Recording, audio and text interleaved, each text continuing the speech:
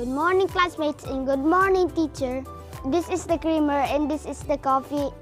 We mix it together.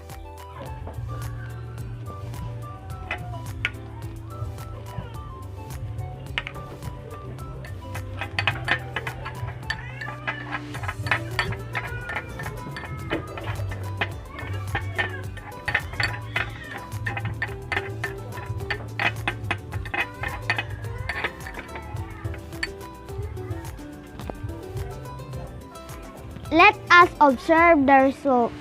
First question. Can you still identify? Distinguish each solid material in the mixture. No. The second question. Did the resulting mixture look the same throughout? No. Is there a change in the property of each solid material in the mixture? Yes. Today we mix sand and pebbles. This is the sand and this is the pebbles. Let's mix it.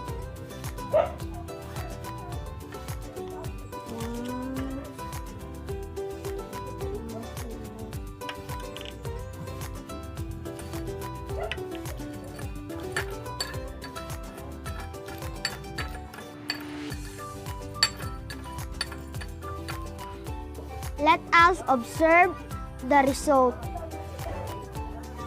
First question. Can you still identify? Distinguish each solid material in the mixture? Yes. Second question. Did the resulting mixture look the same throughout? Yes. Is there a change in the property of each solid materials in the mixture? No. The next pair of materials are paper clip and staple wire. Then let's mix it.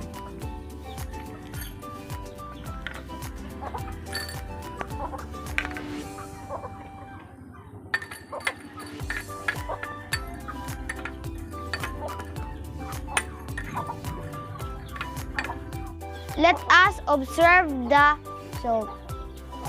The first question. Can you still identify? Distinguish each solid materials in the mixture.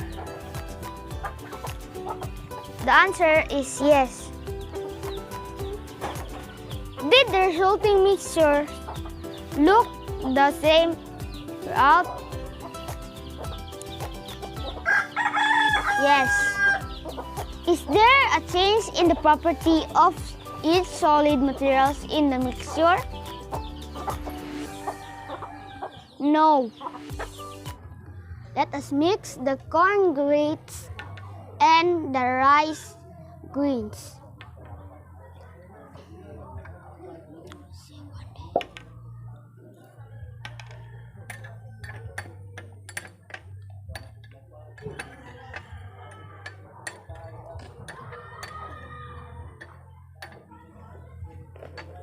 Still identify the distinguish each solid material in the mixture.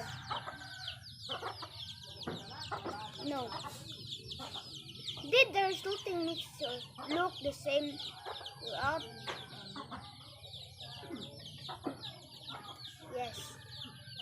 Is there a change in the property of each solid material in the mixture? Yes.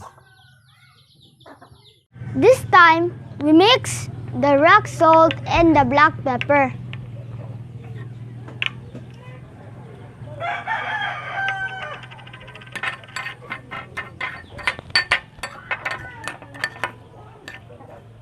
Let us observe the result. First question. Can you still identify? Distinguish each solid material in the mixture? Yes.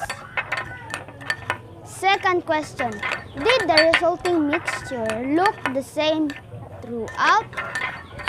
Yes. Is there a change in the property of each solid materials in the mixture? No. Thank you, Sir Danilo de la Cruz. God bless you. Bye.